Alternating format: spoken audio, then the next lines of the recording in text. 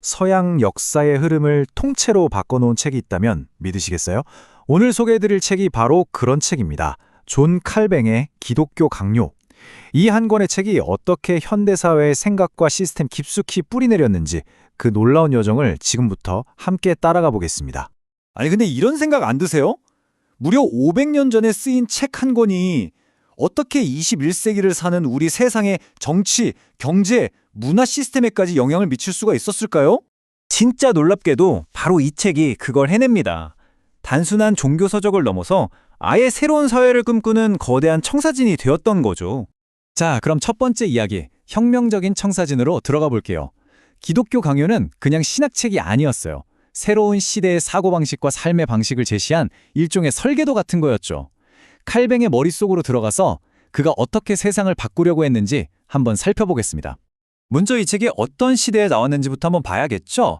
때는 1517년 마르틴 루터가 종교개혁의 불을 딱 지피면서 유럽 전체가 거대한 변화의 소용돌이에 휩싸입니다. 바로 이 격동의 시기에 칼뱅의 사상이 태어났고요. 기독교 강요는 1536년 얇은 초판으로 시작해서 1559년 최종판이 나올 때까지 무려 20년이 넘는 시간 동안 계속해서 사리붙고 발전해 나갑니다.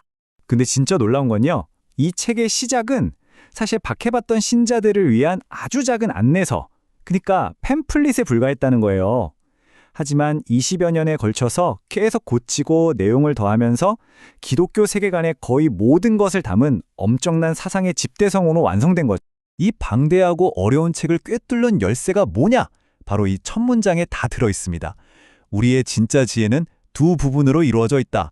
하나는 하나님을 아는 지식, 또 하나는 우리 자신을 아는 지식이다. 아니, 하나님을 아는 거랑 나 자신을 아는 게 대체 무슨 상관이라는 걸까요? 이게 바로 이 책의 핵심입니다.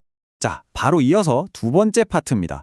하나님을 아는 것, 그리고 우리 자신을 아는 것. 이게 칼뱅 사상의 진짜 핵심 기둥이거든요. 이 두 가지 알미 어떻게 서로를 비추면서 작동하는지 지금부터 자세히 한번 뜯어보겠습니다. 칼뱅은 이렇게 생각했어요. 진짜 지혜는 어디서 시작되느냐? 바로 신을 아는 것에서부터다. 이 세상의 창조주로서 신이 가진 그 절대적인 위대함, 그리고 모든 것을 다스리는 힘, 즉 주권을 깨닫는 것. 이게 모든 이해의 첫걸음이라고 본 거죠. 근데 여기서 진짜 재밌는 게 뭐냐면 이 두 가지 지식이 따로 노는 게 아니라는 거예요.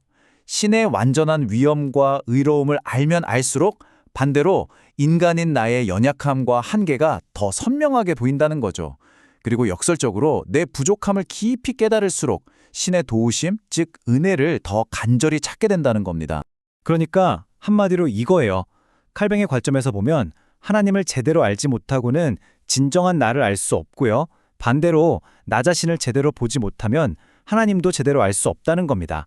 마치 서로를 비추는 거울 같은 관계인 셈이죠. 세 번째 파트, 인간의 곤경입니다. 자, 그럼 이런 질문이 바로 나오죠. 인간이 이렇게 불완전하고 연약한 존재라면 도대체 어쩌라는 걸까요? 해결책은 있긴 한 걸까요? 기독교 강요의 핵심은 바로 이 근본적인 질문에 대한 답을 제시하는 데 있습니다. 여기서 전적 타락이라는 개념이 나오는데 이거 진짜 많이들 오해하시는 부분이에요. 이게 무슨 사람이 할 수 있는 모든 악을 저지른다는 뜻이 절대 아니고요. 그보다는 죄의 영향력이 인간 본성의 모든 부분, 그러니까 우리의 이성, 감정, 의지에 전부 스며들어서 우리 스스로의 힘만으로는 선을 행하거나 구원에 이를 수 없는 상태가 되었다는 의미입니다. 이 도표를 보시면 칼뱅의 논리가 아주 명쾌하게 보입니다. 자, 1단계, 인간은 타락해서 신과 분리됐어요. 이게 문제죠. 2단계, 근데 우리 스스로는 이걸 해결할 능력이 전혀 없어요. 무능력 상태입니다. 그럼 결론은 뭘까요? 3단계, 해결책은 딱 하나, 구원은 전적으로 외부에서 오는 것, 즉 신이 거저주는 선물일 수밖에 없다는 거죠. 이게 왜 혁명적이냐면 당시에는 인간의 노력이 구원에 중요하다고 봤거든요. 근데 칼뱅은 아니, 인간의 힘으로는 절대 불가능하고 오직 신의 선물로만 가능하다고 딱 선을 그은 겁니다. 결국 이게 바로 인간을 아는 지식의 결론인 셈이죠. 인간은 스스로 설 수 없고 선한 모든 것의 근원이신 하나님께 전적으로 기댈 수밖에 없는 존재라는 겁니다. 자, 네 번째 파트입니다. 믿음의 삶. 이제 좀 어려운 신학이론 얘기는 그만하고 실전으로 한번 넘어가 볼게요. 기독교 강요는 뭘 믿어야 하는가에서 그치지 않고 그럼 대체 어떻게 살아야 하는가에 대한 구체적인 지침까지 제시합니다. 칼뱅한테 믿음이라는 건 그냥 머릿속으로만 믿습니다 하고 끝나는 게 아니었어요. 삶 전체로 보여주는 거였죠. 그는 신자의 삶을 굳건하게 지탱해줄 4개의 기둥을 제시하는데요. 바로 삶의 지침이 되는 도덕법, 함께 성장하는 교회 공동체, 신과의 직접적인 대화인 기도, 그리고 눈에 보이는 은혜의 징표인 성례입니다. 그리고 정말 중요한 포인트는요. 이런 가르침이 그냥 개인적으로 이렇게 경건하게 사세요에서 그치지 않았다는 거예요.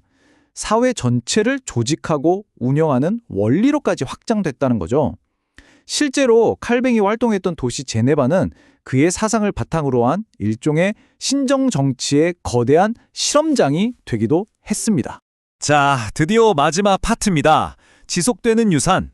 이 16세기에 나온 책이 어떻게 500년이 지난 오늘날까지 우리 삶에 영향을 미치고 있을까요?